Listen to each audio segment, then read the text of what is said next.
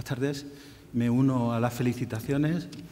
En primer lugar, pues, a la asistencia de todos.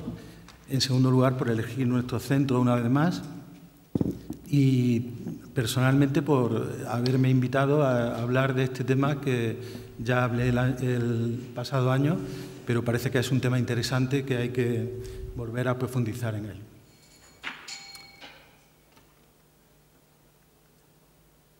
Bueno, este es el programa. Voy a hacer una pequeña introducción de las gammapatías, hablar un poco de los dos mundos, del mieloma y de la amilo, cómo es el diagnóstico, el concepto de comorbilidad, y la serie, el registro que tenemos aquí en el hospital de esta entidad y un poco del manejo de la misma. Bueno, todos los estudios tienen limitaciones, pero este estudio de la Mayo pues nos sirve un poco para posicionar un poco cómo está la amiloidosis en el contexto de las gammapatías. Siempre se habla de que es una enfermedad rara, pero realmente cuando vemos este gráfico no es tan rara, es la tercera, ¿no? La gammapatía más frecuente, cuando hablamos de gammapatía, es una persona que se le detecta un componente monoclonal, un anticuerpo extraño en la sangre, ¿no? La gammapatía con mucho más frecuente es la gammapatía monoclonal de significado incierto. Luego está el mieloma y luego está la amiloidosis.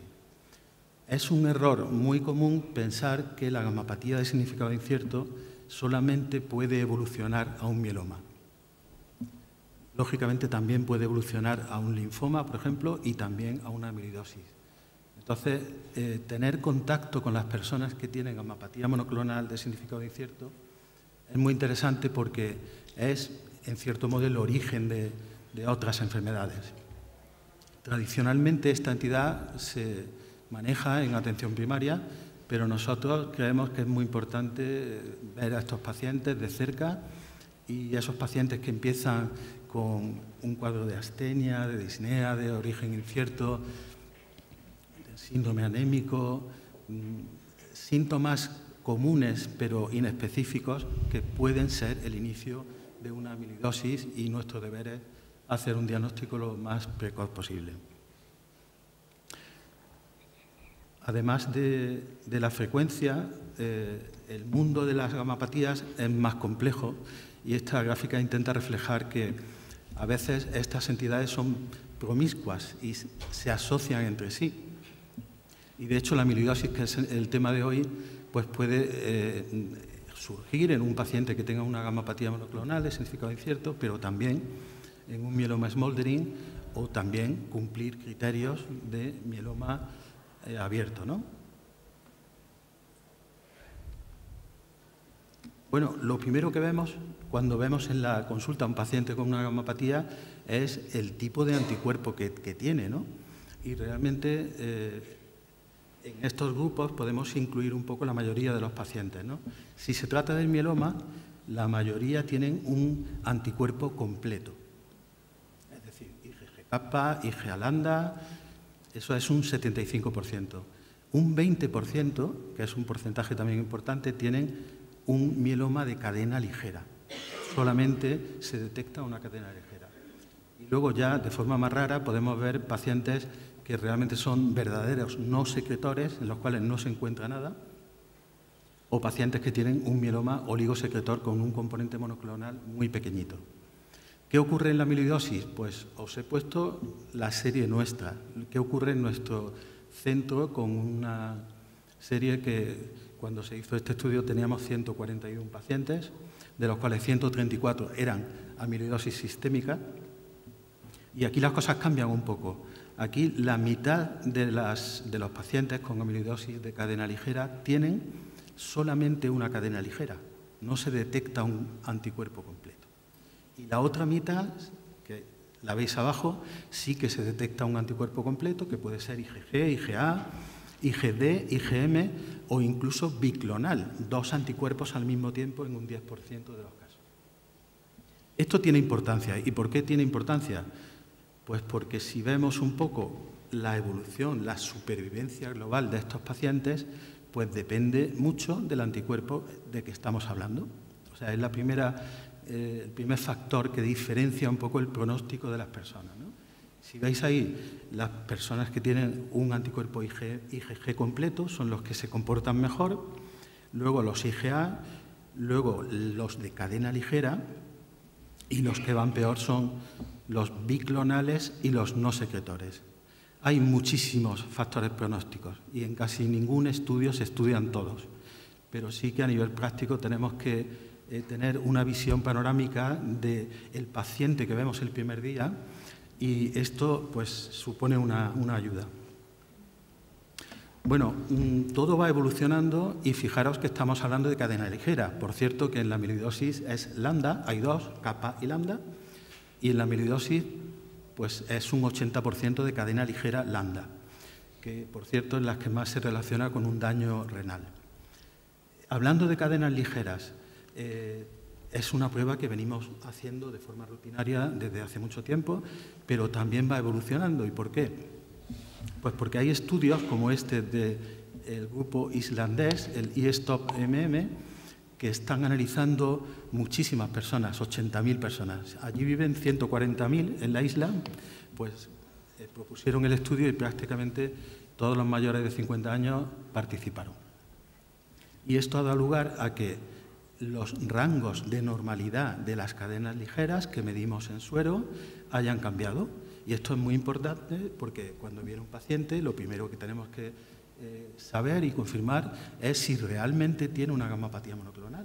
Y si la tiene, los valores tienen que ser patológicos, tienen que estar fuera de los rangos que se pone aquí en función del grado de deterioro del riñón y también de la edad. O sea que cada vez es un poco más complejo analizar un poco en cada paciente si ese valor de cadenas ligeras que vemos por primera vez pues está dentro de lo normal o no. Bueno, ¿qué está pasando con el mieloma y la amiloidosis? Para eso necesitamos la epidemiología y los registros de cáncer. Lástima que la amiloidosis de cadena ligera todavía no está registrada en este tipo de registros de base poblacional como lo está el mieloma, ¿no? Pero sí que tenemos algunos datos. El primero es de incidencia. En España hay una incidencia de entre 4 y 6 pacientes nuevos por cada 100.000 habitantes y año de mieloma. Y de amiloidosis es 1 y pico, pero ese 1 y pico, el pico va creciendo, porque en la mayoría de registros cada vez se diagnostican más pacientes. Probablemente porque todos ponemos más empeño en hacerlo bien, pero quizás también porque la propia incidencia está aumentando. Tenemos también datos de prevalencia, pero eso es para el mieloma. Para la amiloidosis pues no tenemos este dato, ¿no? Pues para el mieloma sabemos que el número estimado de pacientes en España para el año pasado fue 3.082.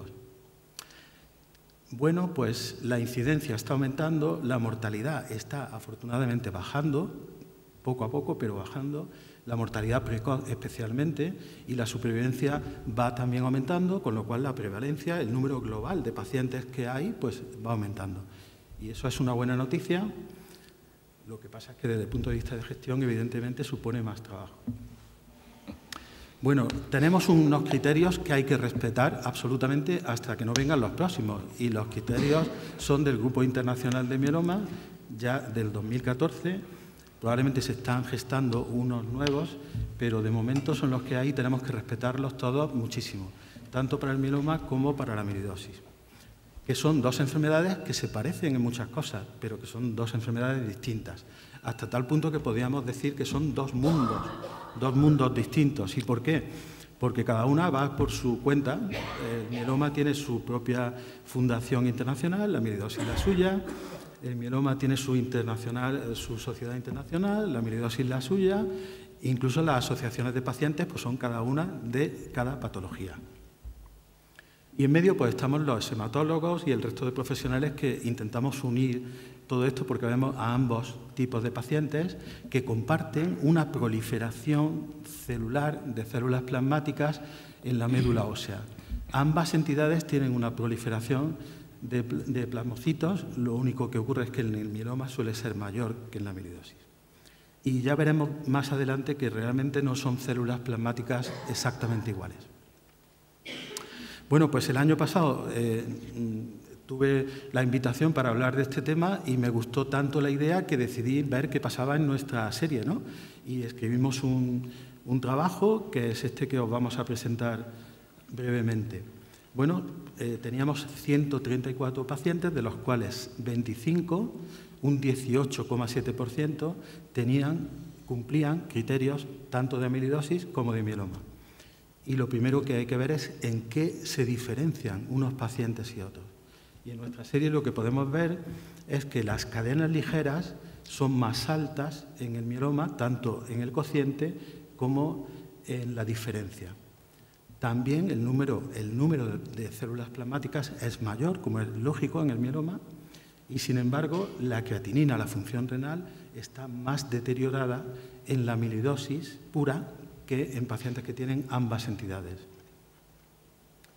Bueno, pues tener dos enfermedades al mismo tiempo no es nada raro, es muy frecuente. A medida que somos mayores vamos acumulando distintas enfermedades y un paciente con una mediana de edad al diagnóstico de 69, 70 años, como es la que hay en el mieloma y en la amiloidosis, lo normal es que tenga más de 2 enfermedades añadidas.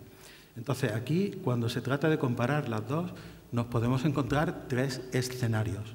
El primero, que haya un diagnóstico ya hecho de amiloidosis y que con el tiempo se haga un diagnóstico de mieloma. Eso es bastante raro. Al contrario, podemos diagnosticar primero el mieloma, que además, como es más frecuente, por frecuencia es más fácil que ocurra eso, y a posteriori diagnosticar la amiloidosis. Y luego puede ocurrir que diagnostiquemos las dos enfermedades, una antes que otra, pero más o menos al mismo tiempo. ¿Y cuál es ese tiempo en el cual uno puede decir que hay sincronicidad, que las dos han sido diagnosticadas al mismo tiempo? Pues en oncología en general se considera entre 4 y 6 meses, porque uno tarda tiempo a veces en hacer el proceso diagnóstico. Eso es lo más frecuente, que veamos a los pacientes y diagnostiquemos si lo tienen las dos cosas al mismo tiempo. ¿Qué ocurre en nuestra serie? Pues aquí veis, es una curva que se reproduce prácticamente en todas las series. Nuestra serie tiene una cuestión particular y es que con la potencia que tiene nuestro equipo de cardiología, pues casi todos los pacientes vienen a través de ellos. Por tanto, tenemos un 91% de afectación cardíaca en nuestros pacientes. Eso es mucho, mucho más de lo habitual. Y son pacientes muchas veces derivados de otros centros por su complejidad, con lo cual el manejo pues, es más difícil. Aquí en la curva destacar que hay esa caída tan brusca que estamos intentando frenar que supone la mortalidad precoz. Eso nos está costando mucho trabajo mejorarlo, pero lo estamos haciendo poco a poco. Y luego un dato muy positivo es que vemos pacientes que viven mucho tiempo, 10, 20 años. Y que además hay un plató, eso significa que hay estabilidad, que son pacientes muchas veces sin tratamiento, con más de 5 años sin tratamiento, y eso hoy en día se puede considerar funcionalmente una curación. Esos 25 pacientes suponen un 18,7% en nuestra serie, y si los comparamos, los que tienen amiloidosis pura con los que tienen las dos, vemos en la curva roja que van peor un poco los que tienen las dos, como es lógico. Pero no alcanza significación estadística, probablemente porque nuestro tamaño muestral es aún pequeño. Bueno, pues, ¿qué pasa en otras series? La nuestra es la del 18,7, pues fijaros que las dos series que hay por debajo son de la Clínica Mayo y a ellos se les debe un cierto respeto. Y las que hay por encima son de otros grupos en estudios que pueden tener algún tipo de sesgo. ¿Qué quiero decir con esto? Que probablemente el porcentaje real se acerca más al nuestro que a otros. Y no es por ponernos una medalla, creo que la realidad es esa, ¿no? Bueno, ¿qué pasa con el tiempo? Pues lo que queremos es mejorar. Ese esfuerzo que hacemos en investigación clínica y tal tiene que dar sus frutos. Y efectivamente los está dando. Fijaros que la curva de arriba, que representa la supervivencia de pacientes diagnosticados a partir de 2015, pues es el doble de la anterior. Y estamos hablando de pacientes solamente del 2005, no es una serie muy antigua, con lo cual podemos estar contentos de que estamos viendo objetivamente un progreso, a pesar de que aquí tampoco se llega a la significación estadística. ¿Qué ocurre con el trasplante? Pues el trasplante a día de hoy, tanto en pacientes con amilo como con mieloma, como con las dos cosas, hay que hacerlo siempre que se pueda. De momento no hay ningún estudio que diga lo contrario, con lo cual somos un centro también muy trasplantador, como casi todos los centros de referencia, usamos de forma eficiente todos los recursos que están a nuestro alcance. Y a día de hoy el trasplante es un recurso muy poderoso a juzgar por la curva que estáis viendo. Fijaros los que se lo hacen y los que no. Yo, si soy paciente y veo esta curva, desde luego me quiero hacer el trasplante, sea como sea, ¿no? Bueno, en el estudio, al final, se hace un modelo estadístico que nos dice, después de ajustar por todas las variables potencialmente importantes, cuáles son las que quedan al final. Y al final lo que queda es, como no podía ser de otra manera, la edad, el corazón, representado por el NT-proBNP, que es el marcador más importante a la hora de hacer el estadio, y por la fracción de eyección del ventrículo izquierdo, que aunque en la mayoría de los pacientes está preservada, cuando no lo está y está baja, y eso significa que la bomba del corazón como función cardíaca no funciona bien, eso es un factor pronóstico lógicamente negativo. Y finalmente el hacer el trasplante, lógicamente, representa un factor positivo. ¿Qué ocurre en los ensayos clínicos? Aquí tenemos una traba muy importante, y es que cuando un paciente tiene las dos enfermedades y quiere participar en un ensayo clínico para mieloma, no puede porque tiene amiloidosis. Y al revés, cuando lo quiere hacer en un ensayo con amiloidosis, no puede porque tiene mieloma. Eso tiene difícil solución. La solución sería hacer ensayos específicos para pacientes con las dos entidades. Afortunadamente, en los estudios que están por venir, por ejemplo con un biespecífico que vamos a empezarlo en breve para pacientes con amiloidosis en recaída, ya afortunadamente no se pone el hecho de tener un mieloma como una contraindicación. Solamente si tiene una manifestación muy importante de mieloma, como puede ser una plasmocitosis severa, lesiones líticas o una hipercalcemia, el paciente no puede entrar, pero no descarta que haya tenido previamente un mieloma y que pueda entrar. Bueno, en este estudio que se presentó en el último congreso americano, con casi 1000 pacientes, claro, nosotros tenemos 134 y son muchos, pero los americanos juegan en la liga primera y tienen muchos más pacientes que nosotros. En este estudio diferencian qué ocurre con las células plasmáticas de los pacientes de los tres grupos. Y resulta que aunque la alteración citogenética es porcentualmente similar, las alteraciones que tienen esos pacientes no son iguales. Por ejemplo, la translocación 11-14 es mucho más frecuente en la amiloidosis que en ninguno de los otros escenarios. Y esta translocación tiene una ventaja a nivel de medicina personalizada, y es que hay un fármaco que se llama venetoclax que se puede utilizar específicamente para estos pacientes. Y como podéis ver en las gráficas, tanto la supervivencia global como la supervivencia libre de progresión es significativamente peor en los pacientes que tienen las dos entidades, como parece lógico.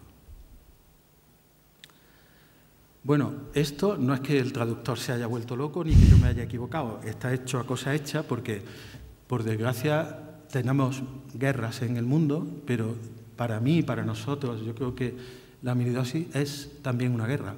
Y curiosamente yo estoy leyendo ahora este libro, que es El arte de la guerra, de Sun Tzu, de un chino de hace mucho tiempo, un general chino muy antiguo, que fijaros que el libro está descrito en una serie de capítulos, y yo quería un poco hacer un ejercicio, una especie de tormenta de ideas de qué estamos haciendo en cada uno de estos capítulos que se pueda correlacionar con la amiloidosis, ¿no?